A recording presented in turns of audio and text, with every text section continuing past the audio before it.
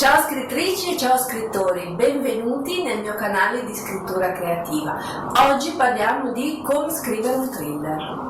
Il thriller è un genere molto popolare e per una buona ragione. Se l'autore ha fatto un buon lavoro è difficile abbandonarlo una volta iniziato. I thriller sono romanzi frenetici, presentano conflitti ad alta tensione e colpi di scena inaspettati. Di solito c'è molta azione e sono scritti con un tono oscuro e intenso. Colpi di scena e finali scioccanti sono punti fermi di questo genere letterario, perché l'obiettivo di un thriller è quello di tenere il lettore costantemente col fiato sospeso. A differenza dei gialli classici che si concentrano su un'indagine che scatta in seguito a un delitto, i thriller molto spesso si focalizzano sul crimine stesso, oppure su come cercare di impedire che venga commesso. Un buon thriller sorprende, appassiona e incolla alle pagine il lettore. Lo tiene incessantemente sulle spine dall'inizio alla fine. Può essere confuso con l'horror o il mistero, ma in realtà ha i suoi tratti peculiari e si divide in diversi sottogeneri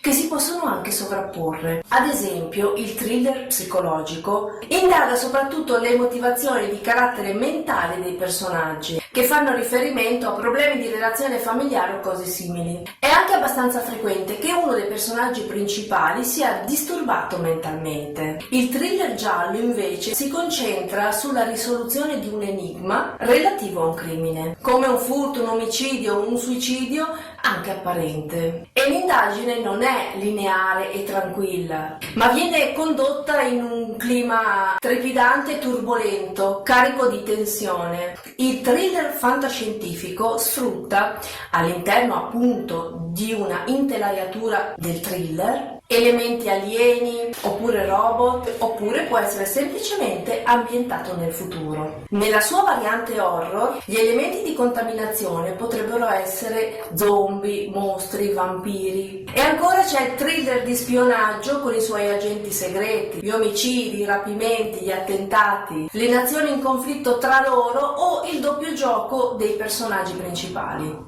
Il thriller di guerra può essere ambientato in uno scenario reale quanto immaginario, per calare i personaggi in azioni militari, guerre nucleari e cyberterrorismo. I thriller erotici invece prediligono spesso degli scenari sotterranei tra droga, sesso, violenza e corruzione. Il focus è sulla componente passionale, non di rado morbosa, che assume un rilievo primario nello svolgersi degli eventi. E potrei andare avanti ancora, perché il thriller può sovrapporsi praticamente a qualsiasi altro genere. Esistono thriller romantici, storici, fantasy e così via. È un genere davvero versatile che vediamo contaminarsi con tutti gli altri. Quindi, anche se non state scrivendo un thriller puro, spero che i suggerimenti che vi darò in questo video vi possano essere d'aiuto. I thriller sono pensati per essere letti tutti d'un fiato e questo è davvero l'obiettivo principale. In termini di numero di parole non sono lunghissimi. Ovviamente la regola non è rigida, ma diciamo che è meglio non andare oltre le 100.000 parole. I thriller sono stampati in genere con caratteri più grandi o una spaziatura maggiore rispetto ad esempio a un romanzo fantasy. Veniamo ai miei suggerimenti. 1. Create personaggi interessanti. Prima di tutto è necessario dare corpo ai personaggi e alle loro motivazioni. Ovviamente questa è una condizione fondamentale in qualsiasi genere, ma è particolarmente importante in un thriller. I personaggi devono essere originali e stimolanti e devono far progredire l'evolversi degli eventi, aggiungendo tensione morale alla trama, rendendola in questo modo ancora più sfaccettata e avvincente. Il protagonista dovrebbe avere una personalità complessa e un passato significativo, e tutto questo dovrà essere alla base delle ragioni dei vostri personaggi. Quali sono i loro obiettivi? Perché vogliono quello che vogliono? Cosa sono disposti a fare per ottenerlo? Come reagiscono di fronte all'avversità? Dobbiamo porci queste domande perché siano credibili quando li troveremo impegnati in situazioni intense e drammatiche. Personalità complesse, a volte disturbate, antieroi o narratori inaffidabili trovano proprio nel thriller il loro genere naturale dove possono essere sfruttati al meglio. Cercate di non usare personaggi stereotipati in modo superficiale. Potreste sfruttare alcuni cliché, ma fatelo con intelligenza, consapevolezza o ironia. Altrimenti la storia potrebbe risultare prevedibile e fiacca. Evitate per esempio l'investigatore aspro e solitario o il poliziotto brusco ma dal cuore d'oro. Create dei personaggi unici, memorabili e complessi, o addirittura contraddittori e problematici proprio come la gente reale, come tutti noi. Pensate a diverse caratteristiche o qualità che possano dare ai vostri personaggi una personalità unica, una identità originale e inedita. 2. Apertura ad effetto. Avere una scena d'apertura potente è una buona regola in qualsiasi genere. Per quanto riguarda il thriller, c'è un modo specifico per creare una buona scena d'inizio, che ultimamente viene molto usata in letteratura e anche nel cinema. Invece di presentare i personaggi e lo scenario, scaraventate immediatamente i personaggi nel bel mezzo dell'azione, in una situazione estrema. In questo momento non è importante che il lettore sappia chi sono i buoni e i cattivi o che cosa abbia portato a quello stato di cose. Ci sarà tutto il tempo per le spiegazioni. Non vi perdete in lunghe esposizioni ed evitate di dare dettagli o spiegazioni sul passato dei personaggi. In questo momento è importante catturare il lettore e fargli capire che lo aspetteranno scariche di adrenalina e alta tensione. 3. Alzate la posta in gioco.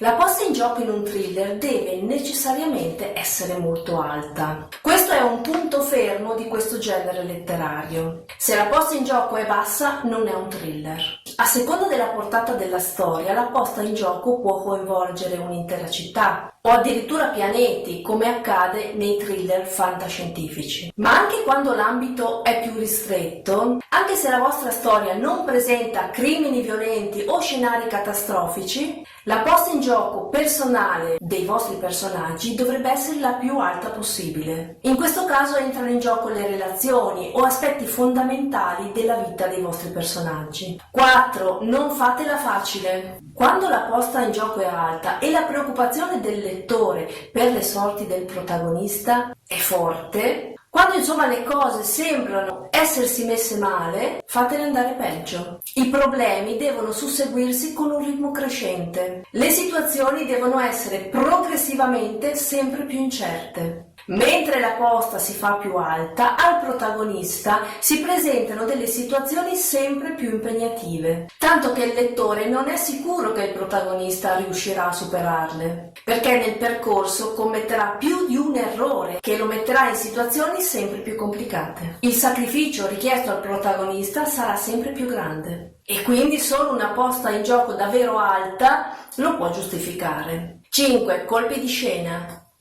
Non tutti i generi prevedono dei colpi di scena, anzi molti libri non ne hanno, ma i thriller che non ne abbiano sono molto rari.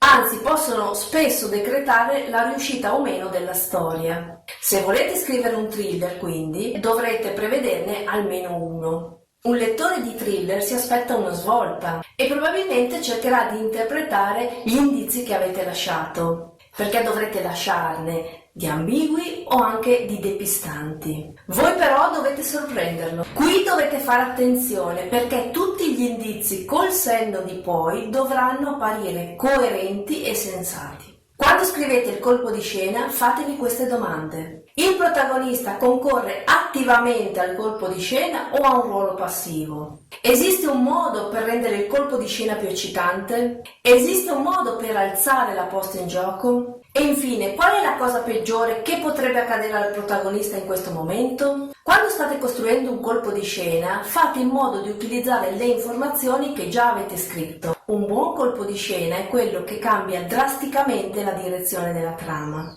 una specie di colpo di frusta schioccante, però deve avere senso. Se non si basa su nessun precedente, se è spuntato come una singola informazione nuova, senza nessun legame con quanto narrato, non funziona, per quanto sia dirompente. Un colpo di scena efficace è quello che raccoglie tutti i piccoli pezzi che sono stati disseminati nel corso della trama e li sistema in modo che acquistino un senso e una coerenza, anche se è una situazione sorprendente e fino a quel momento invisibile. 6. Il climax. Lo step successivo è quello di occuparsi del climax della storia. I thriller sono famosi per avere delle risoluzioni incisive e memorabili. È una convenzione connaturata al genere. Un climax debole significa un thriller debole. Possiamo aver messo in campo una posta in gioco sempre più alta, aver portato la trama a livelli di tensione estrema, tenendo il lettore e il protagonista sul filo del disastro, col fiato sospeso pagina dopo pagina. Possiamo averlo sorpreso con uno straordinario colpo di scena o una rivelazione sbalorditiva. Ma se tutto questo porta a una risoluzione debole, tutto si ridurrà a una delusione. Per questo motivo nel thriller è meglio avere chiara la storia fin dal primo momento, in modo da poter gettare correttamente le basi e disseminare gli indizi. Un buon thriller di norma ha un climax elettrizzante, spesso collocato a 3/4 del romanzo. È l'apice degli eventi dove il rischio è al suo massimo e la storia raggiunge il punto culminante di tensione. Il protagonista potrebbe affrontare l'antagonista in uno scontro definitivo o potrebbe avere una rivelazione che cambia la sua visione delle cose e risolvere il problema centrale della storia. Ad esempio potrebbe essere il momento in cui l'assassino viene smascherato. 7. Finisci in bellezza. Non è necessario spiegare tutto quanto è avvenuto nella storia, dando una risposta a ogni singola domanda aperta. Concentratevi piuttosto nello scrivere una scena che tenga il lettore sulle spine fino all'ultima parola. Fate compiere al protagonista un'azione decisiva, oppure portatelo a un livello di consapevolezza che mostri quanto sia cambiato. Se state scrivendo una serie, potreste voler lasciare delle domande irrisolte per stimolare la curiosità del lettore rispetto alle storie successive. Però anche se è un libro autoconclusivo, è possibile finire in un modo un po' ambiguo e lasciare spazio all'interpretazione del lettore. Tuttavia c'è una differenza tra finire in modo ambiguo e non risolvere la domanda drammaturgica principale. I misteri possono essere lasciati tranquillamente, ma a patto di rispondere alle questioni centrali della storia. Bene, siamo arrivati alla fine del video. Se vi è piaciuto mettete un like e non dimenticate di iscrivervi al canale e attivare la campanella. Ciao e alla prossima!